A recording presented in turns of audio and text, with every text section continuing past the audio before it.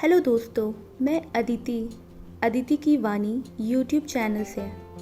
दोस्तों, आज मैं आपके सामने क्लास की आखिरी बेंच की एक लड़की की कहानी सुनाने जा रही हूँ।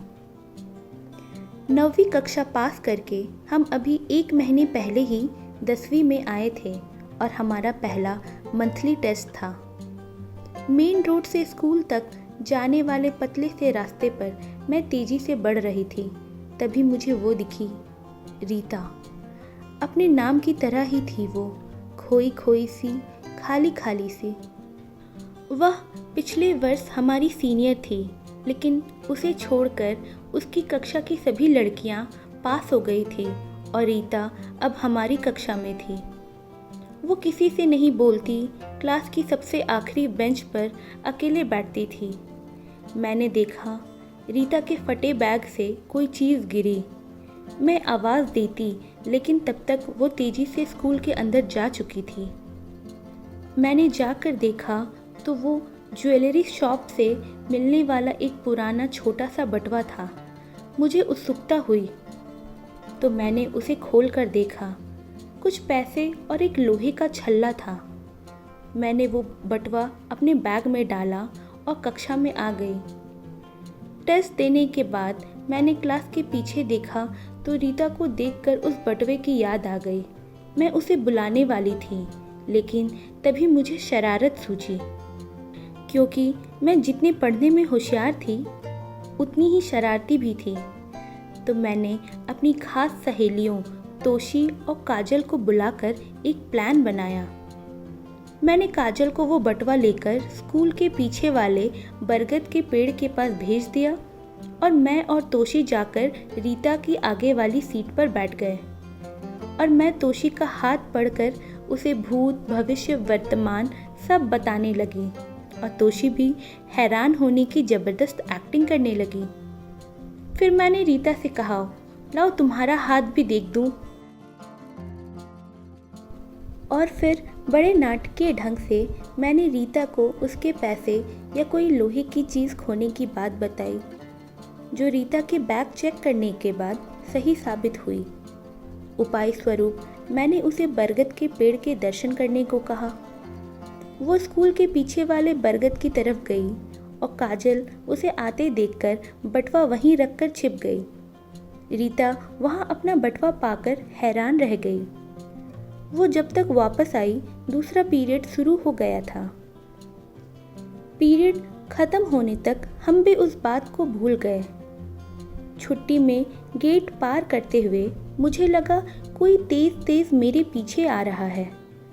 देखा तो रीता थी। वो जल्दी से मेरे पास आकर बोली, सैली, 15 दिन पहले मेरी भाभी ने मुझे अपनी पायल दी थी जुड़वा कर लाने के लिए। मैंने पता नहीं कहाँ रख दी। अगर वो नहीं मिली तो, कहकर वो रुआई सी हो गई। मुझे दया आ गई। मैंने सोचा अगर अभी उसे मैं अपने मजाक के बारे में बता दूं तो वो दुखी हो जाएगी। मैंने कहा, घर जाओ, हाथ मुंह धोकर आराम से ढूंढो, आज मिल जाएगा पायल। अगले दिन क्लास में घुसते ही मुझे वो अपने बेंच पर दिख गई। मुझे देखकर वो हल्के से मुस्कुराई। आज पहली बार मैंने उसे मुस्कुराते हुए देखा था। लंच में वो मेरे पास आई और उसने बताया कि मेरा बताए उपाय करने पर उसे पायल मिल गई। अब मुझे लगा कि ये मजाक बहुत बढ़ रहा है और मुझे उसे बता देना चाहिए। तब तक वो खुद ही बोल पड़ी, सैली, तुम तो हमेशा अच्छे नंबर लाती हो, क्या इसका भी कोई तरीका है? मेरे भैया ने कहा है कि अगर इस बार मैं 10वीं पास नहीं कर पाई तो वो मेरी पढ़ाई छुड़वा देंगे। 4 दिन बाद अंग्रेज़ी का टेस्ट है। मुझे अंग्रेज़ी बिल्कुल समझ नहीं आती। मैंने गंभीर होकर कहा, इसका हल तो सिर्फ पढ़ाई है।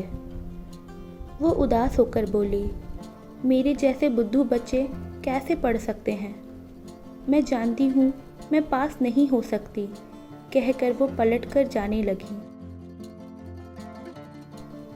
मुझे जाने क्या हुआ, मैंने आगे बढ़कर उसका हाथ पकड़ा और गौर से देखकर कहा, अरे नहीं रीता, इस बार तो तुम पास हो जाओगी अंग्रेजी के टेस्ट में। वो कुछ बोली नहीं, बस उसकी आंखें चमकने लगी। वो खुश खुश सी जाकर सीट पर बैठ गई।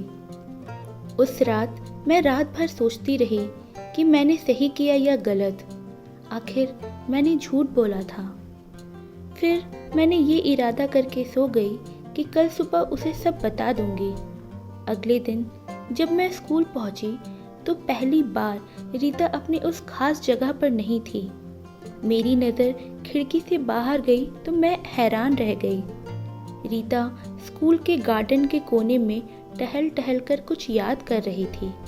पहली बार आज मैंने उसे पढ़ते देखा था और मैंने मन ही मन उसे टेस्ट तक कुछ भी ना बताने का इरादा कर लिया।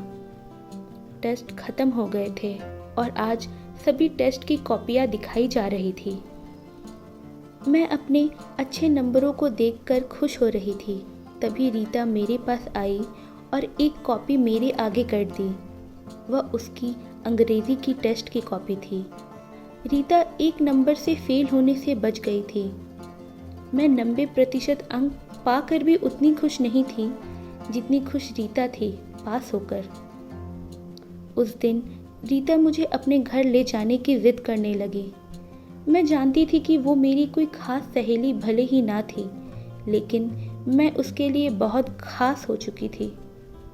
इसलिए उस दिन नहीं, लेकिन अगले दिन माँ की इजाज़त लेकर मैं उसके घर गई। मैंने महसूस किया रीता के घर का वातावरण रीता से भी ज़्यादा रीता था। उसने बताया कि उसकी माँ उसके जन्म पर और पिताजी उसके जन्म के 2 वर्ष बाद ही गुजर गए थे।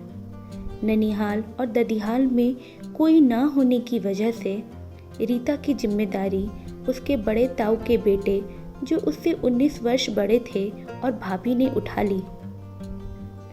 मैं जितनी देर उसके घर रही, मैंने महसूस किया कि घर में किसी भी गलती के लिए जिम्मेदार ठहराना हो या किसी को गुस्सा उतारना हो, रीता ही आसान विकल्प थी। घर का हर सदस्य बात बात में रीता को अयोग्य और निरर्थक ठहरा देता था और वह स्वयं भी हीन भावना से बुरी तरह घिरी गई थी। मुझे रीता की समस्या समझ में आ गई थी और फिर हर टेस्ट, हर परीक्षा के पहले रीता मेरे आगे हाथ फैलाती और मैं उसकी लकीरों से उम्मीद ढूंढकर उसकी हथेली पर रख देती। शिक्षिकाएं भी हैरान थी। रीता में जबरदस्त बदलाव आ गया था। देखते देखते साल भी बीत गया। आज हमारा परीक्षा परिणाम आना था। शाम को घर में पार्टी सा माहौल था। माँ पापा बहुत खुश थे। मैंने परीक्षा प्रथम श्रेणी में पास की थी। मैं भी बहुत खुश थी। बहुत लोग आ रहे थे बधाइयाँ देने। तभी मुझे एक जाना पहचाना चेहरा दिखा। वो रीता थी। कांपते हाथों में अखबार थामे वो मेरे सामने थी। उसकी आंखों में आंसू थे और चेहरे पर मुस्कान। वो भी प्रथम श्रेणी में पास हो गई थी। और आज जब उसने अपनी सफलता का श्रेय मुझे देना चाहा, तब मैंने उसको वो बटुए वाली बात से लेकर आज तक का सारा किस्सा बता दिया। और फिर मैंने उससे कहा, रीता, मैंने तुम्हें कुछ नहीं दिया सिवाय उम्मीद के, आत्मविश्वास के। ये तुम पहले भी कर सकती थी, लेकिन शायद न तुम्हें इसका एहसास था और न ही किसी ने तुम्हें कभी एहसास कराया। रीता, अगर खुद पर भरोसा हो तो कुछ भी नामुमकिन नहीं। मैं जब सब कुछ बोल चुकी तो मैंने रीता की तरफ देखा। वो मुस्कुरा रही थी और उसकी आंखें भी।